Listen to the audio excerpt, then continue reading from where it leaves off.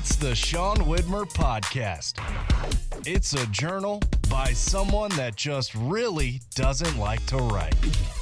Podcast time. Thank you for listening. Thank you for watching on YouTube. The handful of you who take the time to watch the YouTube video and the handful of you who take the time to listen on whatever podcast service you listen to the podcast on. Thank you. I appreciate it. We're working on some stuff for the podcast for next week, some additions to it. We'll see how it goes, and hopefully it's enjoyable. Hopefully we get some people listening and liking it. Today, we are going to discuss simplicity and enjoyment. I want to ask a question about technology from 1990 versus technology now, and which is better. Quick video game note. And Kelly's What Are You Into? We are walking into my living room for Kelly's What Are You Into for something that I never thought I'd be this excited about, but I am. At the end of the podcast today, we'll talk a little bit of Survivor. So if you want to hear some Survivor talk, that's coming up at the end of the podcast today. Otherwise, you'll hear the podcast sign off, and you can bail out if you're not a Survivor person. And that's what I got. That's what I got for you. Okay, I'm hoping the video works today. I've had a little bit of issues with the video syncing up. I do the video on my phone, and for some reason, my phone will be silent, and then the second we start filming, it just goes crazy. And I'll look at my phone, and I've got 50 notifications after we're done recording. So bear with me if you're watching on video. Let's talk some stuff. I'm happy about something with my daughter, and I am excited because I hope it transfers on to her. I'm somebody who is very easily entertained. I can get excited about very simple things. In fact, a lot of times in my life, I get more excited about something that is simple than something that is huge. And I've always been that way. Little things I get jacked about. And my daughter is showing signs of that, which makes me very, very excited. And it's showing in something that we are doing this weekend that my daughter is geeked about. Went to bed talking about it tonight, is just chomping at the bit to do this. And I'm equally excited because it opens the doors to something I talked about on Wednesday's podcast that I've never been to. I get to try something out for the first time. And the hype level in this house is crazy for Waffle House. Olivia and I are about to have our first ever Waffle House visit. Anna's been talking it up, has been wanting to go. And I mean, she's not talking it up like it's her favorite restaurant ever. I don't want to bury her with that. She likes this restaurant called First Watch here in Lexington that stinks. Sorry if you were planning on sponsoring the podcast, First Watch. I'm not a breakfast person, and I'm out on First Watch. But that's Anna's spot. But she has a soft spot for the Waffle House spots. As much as she can get all uppity with the breakfasts and the fancy breakfasts and the nicer breakfast places, Anna can get down with the good stuff, with the greasy stuff, with my Perkins, my Denny's, and of course Waffle House. So we'll be trying it out tomorrow. My daughter's hyped on it. I've been told that you get the All-Star Special. So if you listen to the podcast and you are quick on the trigger, you can maybe sway me out of that. But I've heard the All-Star Special is the way to play at Waffle House. I've heard so much about Waffle House off of movies and rap songs that I'm so excited to walk in there. And like I said on Wednesday's podcast, I drove by 1 million of them driving from Detroit back to Lexington. Every other exit, there was a Waffle House. It's got that extremely recognizable Waffle House, yellow squares, looks like Scrabble tiles making up the name of the restaurant. It's got those signs everywhere. I'm hyped, man. I'm hyped. We're pumped for Waffle House. Way to end my kids' spring break. That's what we do here at the Widmer house. Our plans got all sorts of jostled. We were supposed to go to Cincinnati at the beginning of the week. Stomach bug canceled that. And so now we've rescheduled and we're doing Waffle House. How about it? I'm excited for this. So I'll come in Monday hot with some Waffle House opinions. And like I said, if you're a Waffle House lover, now is the time to text me or message me or whatever and let me know if there's something better than the All-Star Special or if there's something on the menu that I have to get. And I know I can already tell you they're going to get the messages. Yeah, get nothing and go to First Watch. Good. Okay, cool. That was great. I'm gonna think about that, and then I'm still gonna go to Waffle House. Do they have like a good sweet tea? Maybe. Okay, I have a question about technology. Because I do this at night with my daughter, she will want to grab my phone and thumb through my pictures. She wants to look at pictures. So she wants to grab my phone, look through my photo roll, and mainly she wants to see what's been happening, what I've taken pictures and videos of in the past couple days since the last time she looked at the pictures. And I take a lot of pictures during the day. I take a lot of pictures of the kids. I take a lot of pictures of just what's going on because I've got my phone and I don't have a great memory. So this is a way for me to catalog that. I've mentioned on the podcast before, I try to get a lot of family videos. So there's a lot of videos on my phone of the kids doing whatever it is they're doing, jumping around on the couch, whatever songs they're singing, Huck screaming at somebody, Olivia screaming at Huck. I try to just capture what happens. So we've got that cataloged and saved forever in our lives. And I was thinking about it tonight when Olivia was looking at the videos on my phone. Was it better in 1995 or is it better today when it comes to home videos? There was the magic of filming with the big camera back in the 90s. But if you had little kids, and I think maybe this is a little kids thing. When you had little kids, you'd be filming them and immediately they would start saying, I want to see the video. I want to see the video. We've got a bunch of family videos of Travis, my little brother, doing this. And once they say that out loud, you're toast. And when you had the big video camera, you were like, come on, okay, we'll watch it in a little bit. Keep doing the cute thing you're doing. We want to capture that. Because it was kind of a hassle to stop the video, take it out, put it in the VCR, play, then take it back out, put it back in the video camera, and keep filming. Whereas with your phone, you can just stop recording, immediately show them the video on your camera or on your phone, and they are watching it back, and then they're done, and you can get right back to just recording it. Now, this is where I'm wondering which is better, because there is such a sentimental part of me that loved the hard copy of the VHS tape. I also feel like more families have those VHS tapes. Even though the kids are yelling during it, can I see the video? You've got more of those things. And also, once you dive into the phone and they say, can I see the video? And you say yes, they realize how easy it is for you to do that. And so I wonder if that happens more often, if the videos are shorter. Although I look back at the ones we filmed with Travis, and the second Aaron hits record on the video camera, he's like, can I watch the video?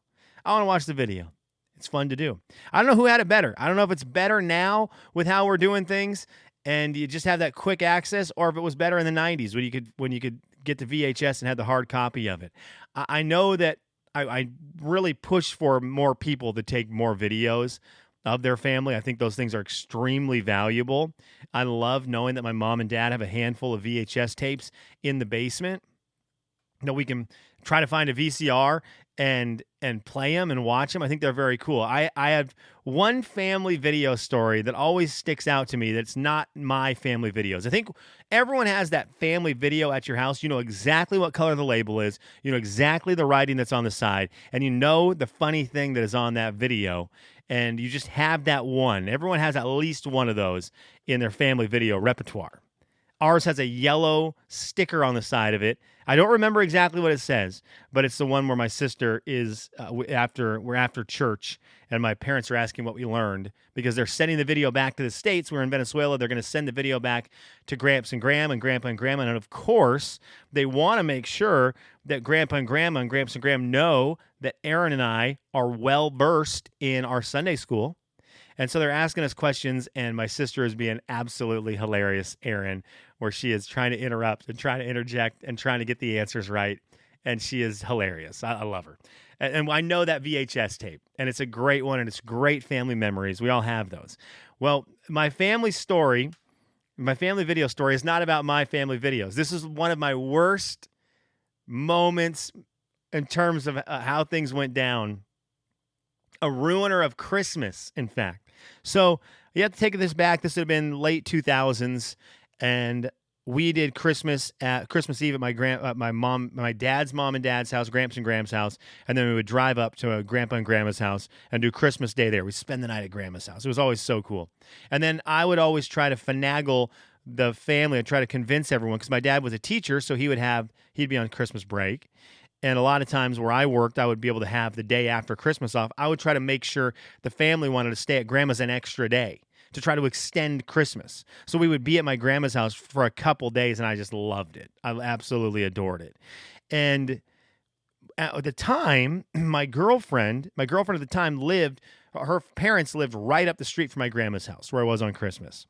And so I didn't want to sacrifice family time to hang out with my girlfriend on Christmas, but I thought, I can probably carve 2 hours out at night to go up, say hi, hang out for a little bit, and then come back to my grandma's house. And I think this one might have been the day after Christmas. I don't remember which one of the days it was. But I went over there, and they had busted out family videos. So they had the VHSs out, and they were watching family videos. And I started watching them, and I'm trying to, chuckle. And you never, you can watch someone else's family videos, and they're just not nearly as good as they are to your family, obviously. So I'm trying to laugh, I'm trying to chuckle, and all of a sudden I realize, ooh, that camera's moving around a lot. This recording, whoever's recording this is moving around a lot. Oh, I don't feel so great. I don't feel so hot right now. And I just started sweating profusely as I started to get so motion sick. So here I am sitting on the couch, sweating, trying not to tell anyone what's going on. And I've been there for about 30 minutes. And I am trying to close my eyes and not look at the screen. But of course, everyone's right there. So you don't want to close your eyes. And I finally, after about 35, 40 minutes, I remember telling my girlfriend, hey, I'm not feeling great. I'm gonna run back down to grandma's. I'll call you later, whatever, and whatever it was. And I ran out to my car and threw up all over the sidewalk right outside of their house. Just all over the place. Got so motion sick from a family video, sprinted out of their house, threw up right outside of their house on the sidewalk, jumped in my car, sped back down to my grandma's house. And then I remember being sick for the next couple hours, going back, not wanting to play games with my family, which is very unlike me at Christmas, and just wanting to sit in the basement. I think Reed and my brother-in-law and I watched 30 for 30s, and I just remember sitting there, just not even wanting to look at the TV. Ruined my entire Christmas night. A family video. They are super shaky if they're in the wrong hands. There you go. There's a family video story. What's that have to do with anything? I don't know. My question is, which is better? The 90s technology where you had to film them, or that wonderful technology from now where you just have unlimited, you don't have to worry about recording over anything, and you can catch all these family videos as long as you want, not worry about the film. Which one is better? Because I do feel like there's more family videos from the 90s than there are now, even though the technology seems easier. Okay, before we get into Kelly's What Are You Into, I want to give a shout out to a video game. If you are playing Helldivers 2, let me know. Hit me up. If you're not and you are in the video game market, Helldivers 2 is the game you need to get right now. Bunch of my buddies got it. I got it. And it's a video game. I haven't got to play it a whole lot because during the day it's a little busy around here. Still, doing the computer coding school stuff, applying for jobs all over the place for all sorts of different things. We've got the kids. So the days are very hectic. My days of playing video games during the day have passed me by. That's a story from days gone by. But late night, I can get in with some of these things. And so I got to play it a little bit last night. It is just a video game. The story doesn't seem like it's all that crazy. The game is just get your gun, go down to a planet, take out aliens or bugs or robots, defend humanity, and rinse, repeat with a group of 4 people online. It is very fun. It just feels like a fun, good old-fashioned video game. So, Helldivers 2, highly recommended. Okay, let's do it, shall we? Kelly's, what are you into? Lamps. I love lamp. We had some renovations done. Not renovations. We just had some interior decorating help in our living room from one of Anna's friends. She has a business that she does interior design, and she came and helped out with getting our living room feeling homey. We never really got our house. We did a good job in Spokane. Anna did a really good job in Spokane in our living room. We had built-ins right around our TV, on both sides of our TV, and Anna had some amazing plants in there and some awesome pictures, and it did feel extremely homey because of all of that stuff. But we never put anything on the walls at our house in Spokane. I think secretly we knew we weren't going to be in that house for a super long time, and so we just didn't put a bunch of holes in the wall. And now, coming to this house, we were like, okay, we're planning on being here for a while. This house is big enough for the family, and this seems like a house we want to call home for quite a while. So we want to make sure it's cool. So we want to get pictures on the wall. We want to do stuff like this. So this gal helped us out. She killed it. I wish I knew I wish I knew her business name. Hang on. Oh, it's so bad that I don't know her business names because she's so good at it. Let me see here. Let me see if I can find her. Okay, I think it is this. She is in Lexington. She is...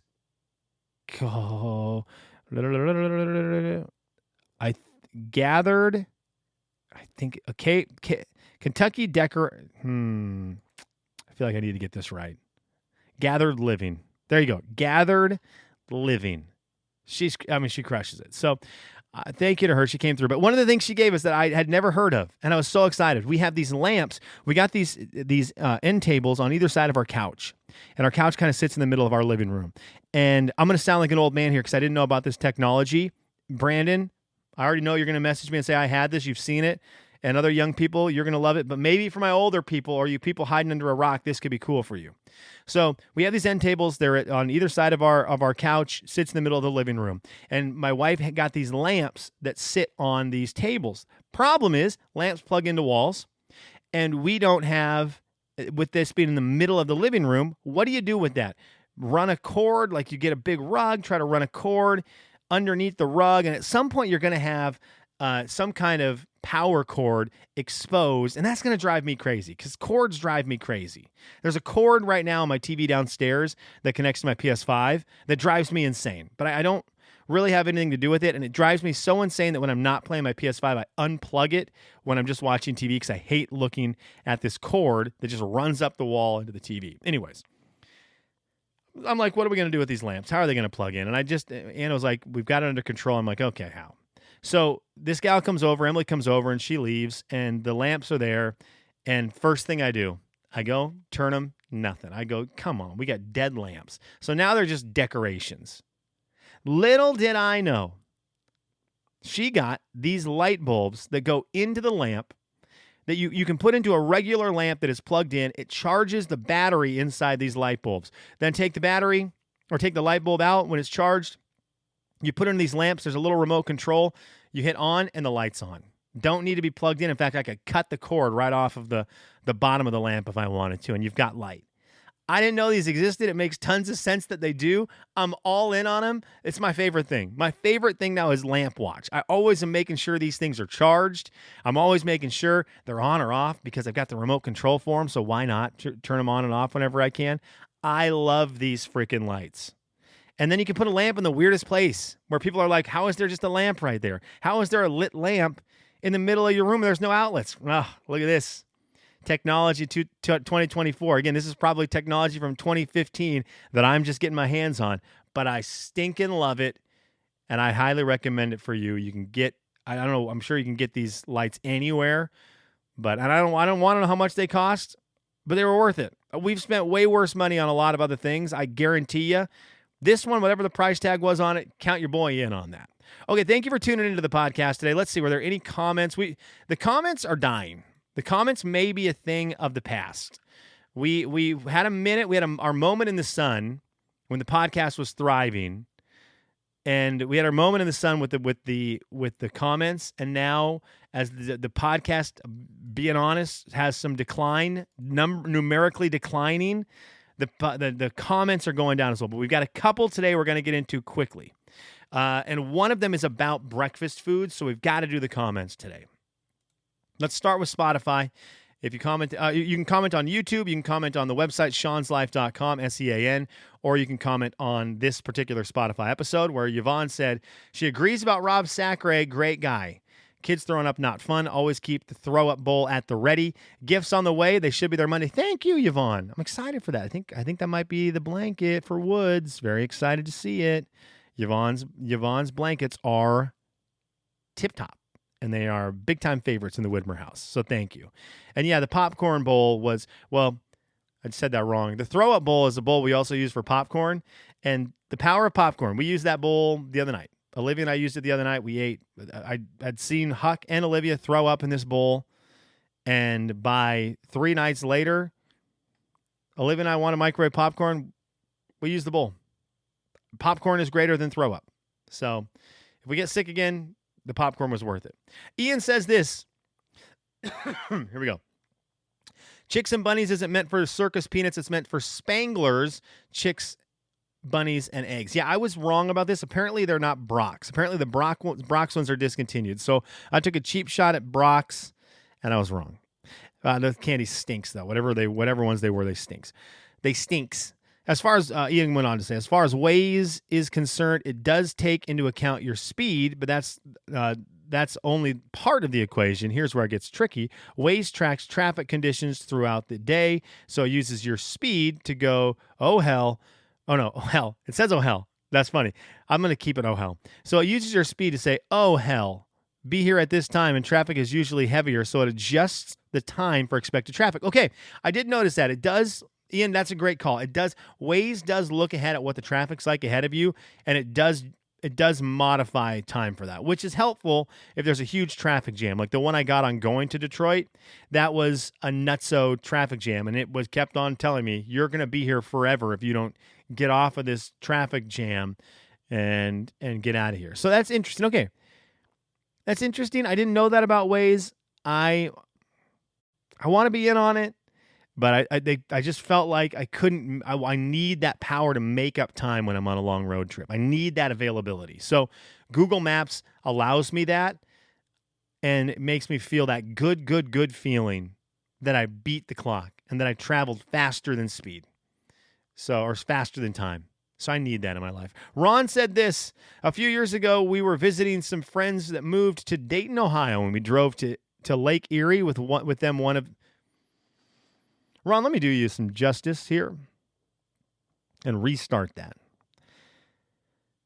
Ron wrote in, and Ron said, a few years ago, we were visiting some friends that moved to Dayton, Ohio, and we drove to Lake Erie with them one of the days that we were there. And what is wrong? It's right there. This is easy. One last try.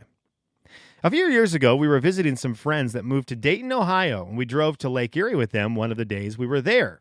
And every exit had a Bob Evans and a Tim Hortons. We went to Bob Evans, and it was really good, way better than Denny's. Also, highly recommend going to Put-in Bay on Lake Erie. You have to take a ferry, and they don't allow cars on the island, so you get to rent a golf cart. That's sick, Ron. I've never heard of that. That sounds awesome. Put-in Bay on Lake Erie. Okay, I'll look into that. I do like Denny's. I've been to Bob Evans once. I cannot confirm that it is better than Denny's. I was a huge Perkins guy. I don't know how far Perkins Reach goes from Spokane. I loved Perkins. Great French toast, amazing milkshakes. There's a span of life in my early 20s where I think we would get milkshakes at Perkins twice a week. And that's when I knew I played a lot of basketball and had great metabolism. If I had milkshakes twice a week, I would never be able to move. I would get home, sit on the couch, grab the remote control for my lamps, and just turn them on and off until someone got a forklift to move me out of my house. We drank a lot of Perkins milkshakes. Okay, that's it for the podcast today. Thank you for listening. For those of you who did, can we talk Survivor?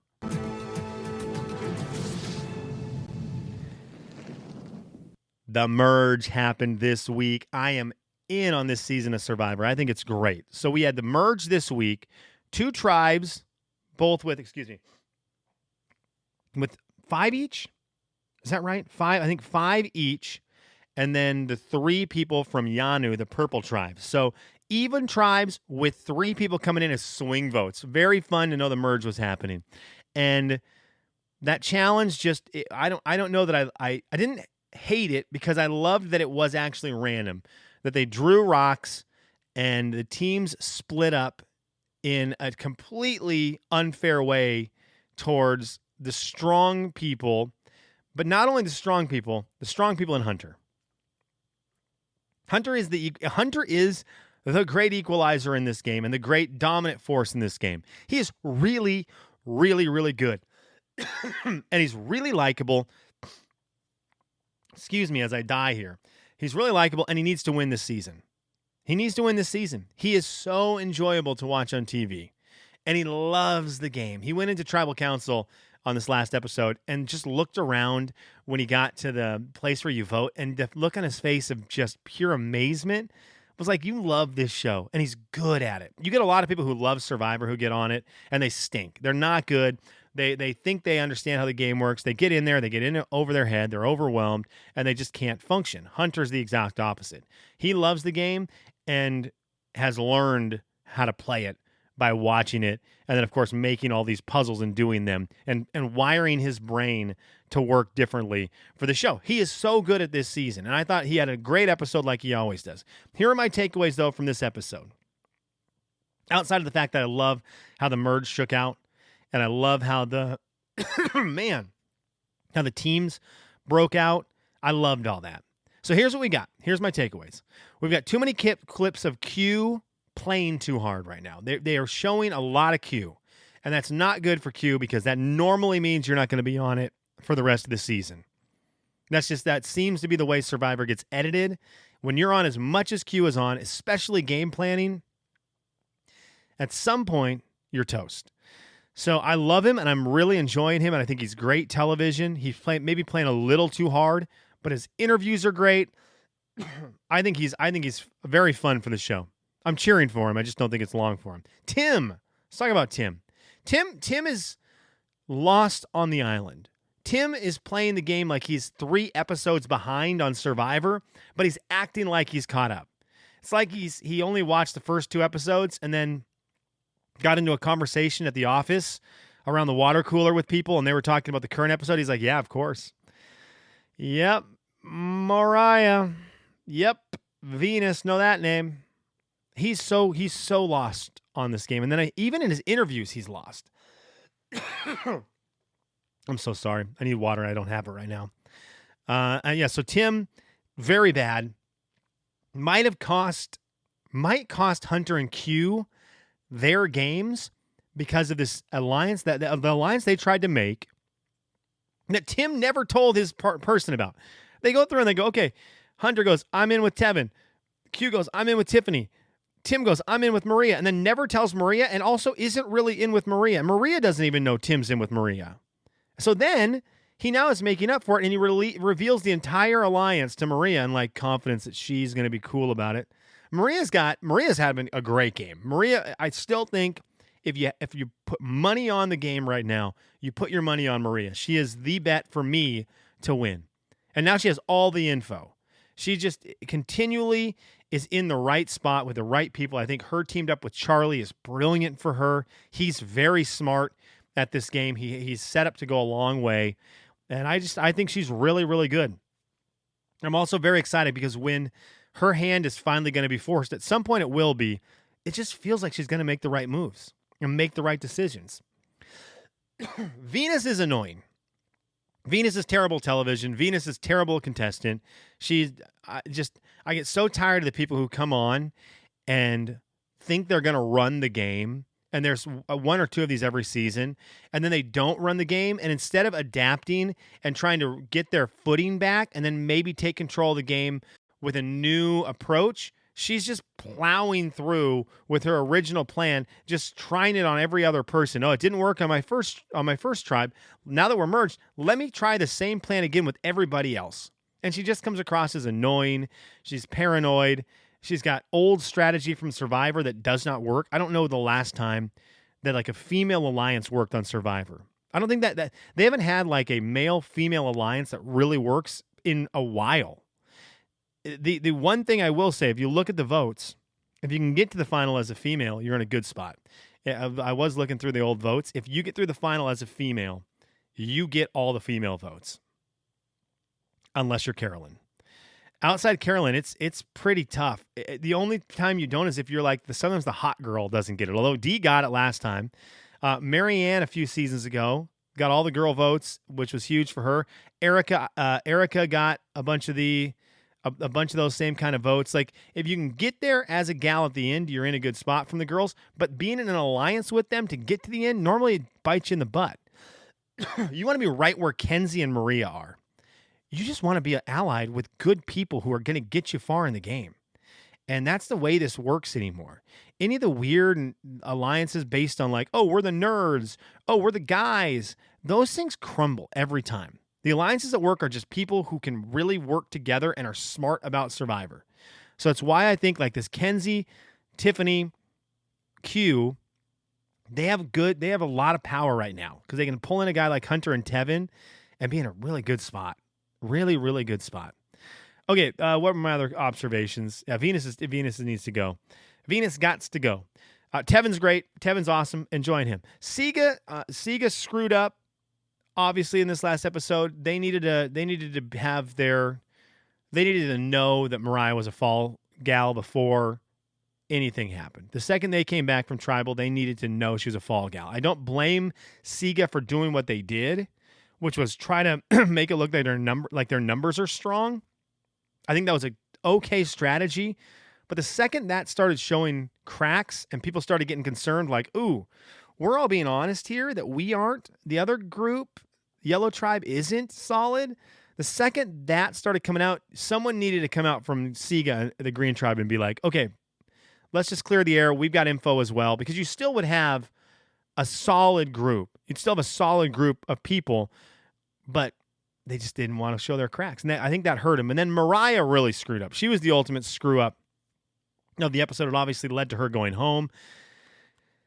She goes to a tribal council, gets blindsided, doesn't know what's going to happen, votes the wrong way, and her person, Jem, gets voted out. So she immediately realizes when she gets back to camp, she is on the bottom. And she did something that people do on Survivor, and I'll never understand it. And, I mean, I guess I just never understand it because I'm not on the show, so maybe when you're in it, it's different. But you know in that moment you are on the bottom, Mariah. You're on the bottom. So if you stay with this group of people from Siga, you will stay in the game always on the bottom. You're not going to move up. The other people are too tight. You're toast. You're going to be on the bottom forever. So, yes, you can stay in the game longer. You can stay on the island longer. You can, eat more coconuts, try to catch more fish, be part of it, but you're not going to win. That was you should have known that from that strategy, trying to stay with that tribe. You were not going to win from the moment you step back into camp. The only chance you have is to change your game and to try to go find someone else.